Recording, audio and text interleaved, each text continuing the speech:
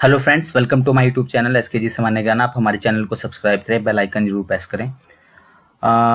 आधुनिक भारत में आज हम जो हैं वो 1857 से पहले कंपनी के अधीन जितने भी बंगाल के गवर्नर जनरल थे या भारत के गवर्नर जनरल हैं उनके बारे में पढ़ेंगे और भू राजस्व व्यवस्था जो थी उस समय उसके बारे में पढ़ेंगे। ठीक है, इससे पहले वाले वीडियो में हमने देखा कि बंगाल में 1764 के जो युद्ध हुआ था, ठीक है, बक्सर का युद्ध, उसके बाद बंगाल में द्वैत शासन की शुरुआत हो गई, डायरेक्ची जिसको बोलते हैं। और 1772 में वॉरेन हेस्टिंग्स ने फिर उसको खत्म कर दिया द्वैत शासन को, ठीक है, 7 साल बाद ही, क्योंकि वो ज़्यादा सफल नहीं था। तो ये वॉरेन हेस्टिंग्स जो हैं वो एक तरह से बंगाल के जो है वो पहले गवर्नर हैं, ठीक है, गवर्नर जनरल हैं।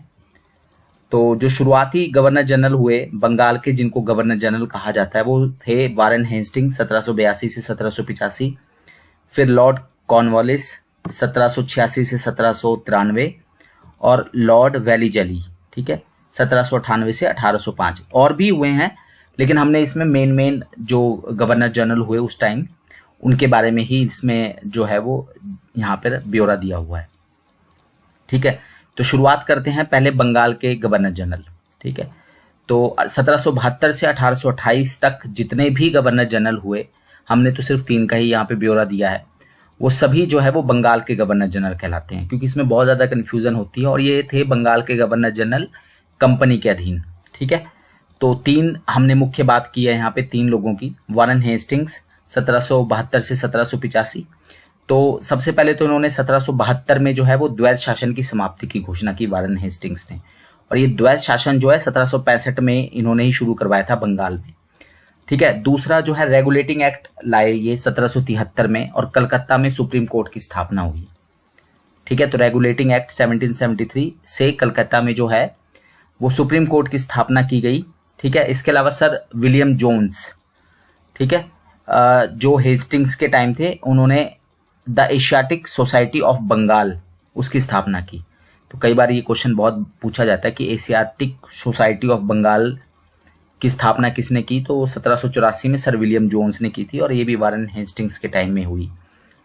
इसके अलावा पिट्स इंडिया एक्ट आया था 1784 में, जैसे रेगुलेटिंग एक्ट आया था 1773 में, जिसे भारत में सुप्रीम कोर्ट यानी कलकत्ता में सुप्रीम कोर्ट की स्थापना हुई। उसी तरह से पिट्स इंडिया एक्ट आया था 1784 में। ठीक है, तो इसका विरोध में इस्तीफा दे दिया था वॉरेन हेस्टिंग्स ने, और वो बाद में इंग्लैंड चले गए थे। ठीक है, और उस इंग्लैंड में उनके ऊपर महाभियोग भी चलाया गया था, लेकिन बाद में 7 साल की सुनवाई हुई और उनको बाद में बरी कर दिया गया था वॉरेन हेस्टिंग्स को। ठीक है, तो उन्होंने इस्तीफा दे दिया था पिट्स इंडिया एक्ट के खिलाफ। फिर लॉर्ड कॉर्नवालिस, ठीक है, 1793 में बंगाल में उन्होंने स्थायी बंदोबस्त लागू किया। ये बहुत बार क्वेश्चन आया है। ठीक है, स्थायी बंदोबस्त जिसको परमानेंट सेटलमेंट कहा जाता है, वो किसने लागू किया था, तो वो और कब लागू हुआ था। तो जो परमानेंट सेटलमेंट है, स्थायी बंदोबस्त व्यवस्था है बंगाल में, 1793 में लागू हुई, और वो लॉर्ड कॉर्नवालिस ने की थी। ठीक है, आप ये जो स्थायी बंदोबस्त है, रैयतवाड़ी है, ये जितनी भी जो व्यवस्थाएं हैं इसके बारे में हम, भू राजस्व व्यवस्थाएं हैं ये, ठीक है, लगान किस तरह से लेना है, तो इसके बारे में हम अभी आगे भी पढ़ेंगे इसी वीडियो में। तो स्थायी बंदोबस्त किसने शुरू किया था, लॉर्ड कॉर्नवालिस ने शुरू किया था, बंगाल में शुरू किया था, और 1793 में शुरू किया था। ठीक है, इसी तरह से रैयतवाड़ी व्यवस्था जो है वो मद्रास और बॉम्बे प्रेसिडेंसी जो थी, ठीक है, एक तरह से स्टेट बोल लो आप, मद्रास और बॉम्बे प्रेसिडेंसी कहा जाता था उस समय स्टेट्स को, वहां पर शुरू हुई थी 1820 में रैयतवाड़ी प्रथा, थॉमस मुनरो ने शुरू करवाई थी। ठीक है, और इसी तरह से कॉर्नवालिस को भारत में जो प्रशासनिक सेवा, सिविल सर्विसेज का जनक कहा जाता है। फादर ऑफ सिविल सर्विसेज कौन है भारत में, तो वो लॉर्ड कॉर्नवालिस को कहा जाता है। ठीक है, प्रशासनिक सेवा का जनक या father of civil services Bharat में लॉर्ड कॉर्नवालिस को कहा जाता है। स्थायी बंदोबस्त, ये 2 क्वेश्चन बहुत इंपॉर्टेंट है। ठीक है, लॉर्ड कॉर्नवालिस से रिलेटेड। फिर आते हैं लॉर्ड वेलीजली। बीच में 1793 के बाद और भी समय है, और भी गवर्नर जनरल हुए, लेकिन हमने मेन 3 की बात की है जो ज़्यादा एग्जाम पॉइंट ऑफ व्यू से इंपॉर्टेंट है। फिर आते हैं लॉर्ड वेलीजली, हमने देखा था 1798 से 1805 तक रहे। चौथा जो एंग्लो मैसूर वॉर हुआ था 1799 में, जिसमें टीपू सुल्तान हार गए थे और उनकी मृत्यु हुई थी, और वैली जली ने उनको मौत के घाट उतारा था। ठीक है, तो वो मेन था। और दूसरा एक चीज़ के लिए जो लॉर्ड वैली जली फेमस थे वो था सब्सिडरी अलायंस, सहायक संधि। ठीक है, तो बहुत बार पूछा जाता है 1798 में ये सब्सिडरी अलायंस हुआ था, सहायक प्रणाली जिसको कहा जाता है, सहायक संधि प्रणाली। तो लॉर्ड वैली जली ने ये लागू किया था। बहुत बार क्वेश्चन आता है सहायक संधि किसने लागू की? लॉर्ड वैली जली ने। ठीक है, 1798 में की थी। सब्सिडरी अलायंस किसने किया शुरू? लॉर्ड वैली जली ने किया था। कब किया था? 1798 में।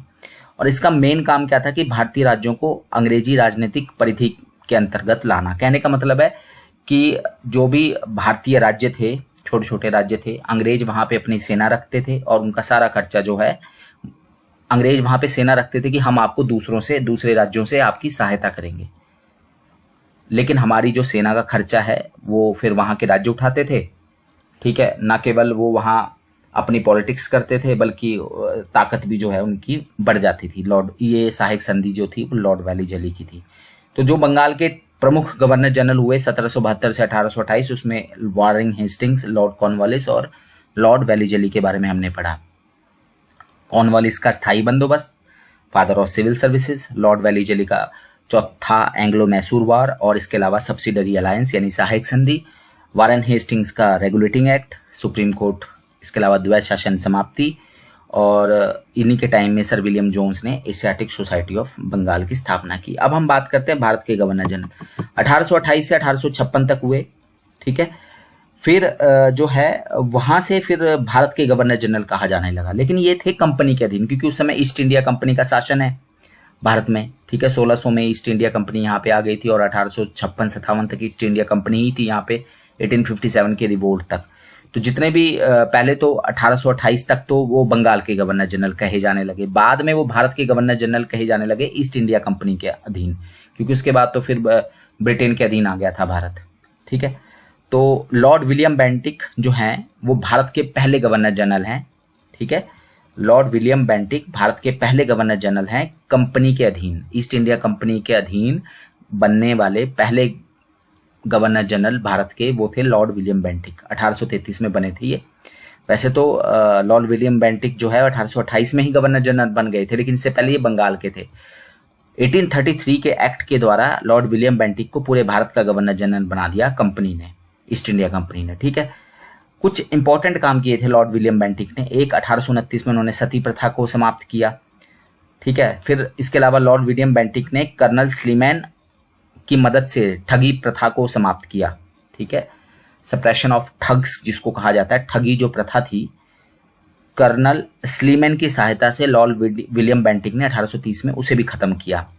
इसके अलावा लॉर्ड मकाले, ठीक है, विलियम बेंटिक के टाइम ही लॉर्ड मकाले ने सिफारिश की कि भारत में जो शिक्षा का माध्यम होना चाहिए वो इंग्लिश होना चाहिए 1835 में। ठीक है, इसको लॉर्ड मकाले माइन्यूट कहा जाता है। ठीक है, लॉर्ड मकाले या विलियम बेंटिक मकाले माइन्यूट के नाम से जाना जाता है, जिसमें लॉर्ड विलियम बेंटिक और लॉर्ड मकाले ने मिलकर, ठीक है, भारत में जो इंस्ट्रक्शन का मीडियम था, शिक्षा का जो माध्यम था, वो इंग्लिश जो है वो लागू कर दिया। बहुत बार ये क्वेश्चन पूछा जाता है। ठीक है, लॉर्ड मकाले और विलियम बेंटिक। फिर उसके बाद चार्ल्स मेटकाफे इंपॉर्टेंट है। एक तो उन्होंने 1835 में एक प्रेस एक्ट जो है वो पारित किया था, और इस प्रेस एक्ट में उन्होंने जितने भी भारतीय समाचार पत्र थे उनके ऊपर जितने भी प्रतिबंध वगैरह या नियंत्रण करने के लिए लगाए गए थे वो हटा दिए थे। इसलिए लॉर्ड चार्ल्स मेटकाफे को भारतीय प्रेस का मुक्तिदाता कहा जाता है। ये बहुत इंपॉर्टेंट क्वेश्चन है एग्जाम पॉइंट ऑफ व्यू से। कई बार पूछा जाता है भारतीय प्रेस का मुक्तिदाता कौन है, तो ये चार्ल्स मेटकाफे हैं। 1835-36 में थे, तो 35 में उन्होंने प्रेस एक्ट पारित किया था, जिससे जो जितने भी तो पर इसका जो है वो अंग्रेजों ने विरोध किया। बाद में जल्दी ही 1 साल के अंदर ही इनको वापस बुला लिया गया। फिर उसके बाद आते हैं लॉर्ड डलहौजी 1848 से 1856। डॉक्ट्रिन ऑफ लैप्स, जिसे हड़प की नीति कहा जाता है। ठीक है, अगर किसी के अपनी उत्तराधिकार में अपनी संतान नहीं है तो उसको गोद लेने की जो है वो आज्ञा नहीं थी, और उसका जो भी राज्य था वो अंग्रेजी उसमें मिला लिया जाता था। तो लॉर्ड डलहौजी ने हड़प की नीति, जिसको डॉक्ट्रिन ऑफ लैप्स कहा जाता है, इसका प्रयोग करते हुए सबसे पहले सतारा को 1848 में, फिर जैतपुर को 1849 में, फिर झांसी को 1853 में, 1854 में नागपुर को, 1856 में अवध को, ठीक है, अंग्रेजी राज्य में मिला लिया। ठीक है, बगाट रियासत भी जो है हिमाचल की भी एक रियासत को जो है उसमें मिलाया गया था। लेकिन ये जो मेन है रियासतें, ठीक है, सतारा, जैतपुर, झांसी, नागपुर, अवध, सबसे पहले सतारा रियासत मिली थी, ये इंपॉर्टेंट है। ठीक है, और कई बार क्वेश्चन पूछा जाता है हड़प की नीति किसकी लागू है, डॉक्ट्रिन ऑफ लैप्स, तो ये लॉर्ड डलहौजी की है। ठीक है, और इसके अलावा लॉर्ड डलहौजी ने 1854 में शिक्षा के क्षेत्र में एक बहुत महत्वपूर्ण वुड्स डिस्पैच लाए थे, ये जिसको एक तरह से मैग्ना कार्टा कहा जाता है एजुकेशन के क्षेत्र में। जिन लोगों ने भी बीएड की है, ठीक है, या टीजीटी या जो भी एग्जाम है, और जिन्होंने भी मतलब जेबीटी या बीएड की है, तो उनको वुड्स डिस्पैच के बारे में बहुत अच्छी तरह पता है। ये सब लॉर्ड डलहौजी के टाइम में आया था। रेलवे के जनक लॉर्ड डलहौजी हैं, फादर ऑफ रेलवेज, क्योंकि सबसे पहले रेल इन्हीं के टाइम चली थी। ठीक है, 1853 में। इसके अलावा पीडब्ल्यूडी, पब्लिक वर्क डिपार्टमेंट, ठीक है, पीडब्ल्यूडी के जनक भी जो है, फादर ऑफ पीडब्ल्यूडी, वो भी लॉर्ड डलहौजी हैं। ठीक है, इसके अलावा ये तो हो गए भारत के गवर्नर जनरल कंपनी के अधीन। 1828 से 1856 लिखा है, लेकिन 1833 में बने थे विलियम बेंटिक। पहले वो बंगाल के गवर्नर जनरल बने, फिर इनको बनाया गया भारत के पहले, फिर काफ़ी सारे आए। हमने मेन यहाँ 3 की बात की। अगर भू राजस्व व्यवस्था की बात करें तो 3 ही थी, स्थायी बंदोबस्त, रैयतवाड़ी, ठीक है, और महालवाड़ी। तो सबसे पहले हम स्थायी बंदोबस्त देख लेते हैं। तो स्थायी बंदोबस्त जो थी 1793 में लॉर्ड कॉर्नवालिस ने शुरू की थी, बिहार, बंगाल, उड़ीसा में। ठीक है, मेन यही था इसमें कि भाई जो किसानों को जो है वो जमीन का मालिक मान लिया गया 10 वर्षों तक। ठीक है, और एक तरह से वो फिर उस पर एक फिक्स लगान जो है वो सरकार को देते थे, जितना भी तय होता था। ठीक है, और लॉर्ड कॉर्नवालिस के अलावा जॉन शोर और जेम्स ग्रांट भी जो है वो स्थायी बंदोबस्त व्यवस्था, परमानेंट सेटलमेंट से जुड़े हुए थे। कहाँ पर लागू की गई थी? बिहार, बंगाल और उड़ीसा में। कब? 1793। और किसने की थी? लॉर्ड कॉर्नवालिस ने। रैयतवाड़ी व्यवस्था हमने पढ़ लिया, 1820 के आसपास लागू की गई थी। थॉमस मुनरो और कैप्टन रीड ने लागू की थी। मद्रास और बॉम्बे प्रेसिडेंसी में लागू की गई। ठीक है, यहाँ पर जैसे यहाँ पर तो जमींदारों से जो है जिनको भूमि दे दी जाती थी 10 साल के लिए, मान लिया जाता है इनका कब्जा है, तो वो लगान देते थे। जो रैयतवाड़ी व्यवस्था है इसमें सीधे किसानों से ही जो है वो कर लिया जाता था, राजस्व वसूल किया जाता था। ठीक है, और ये कहाँ लागू हुई थी? बॉम्बे और मद्रास प्रेसिडेंसी में। ठीक है, थॉमस मुनरो ने लागू की थी 1820 में, कैप्टन रीड भी थे साथ में। फिर आती है महालवाड़ी व्यवस्था। ये एक तरह से गाँव की व्यवस्था है। ठीक है, और महालवाड़ी व्यवस्था जो है, बंदोबस्त जिसको कहा जाता है, ये हॉल मैकेंजी ने शुरू की थी।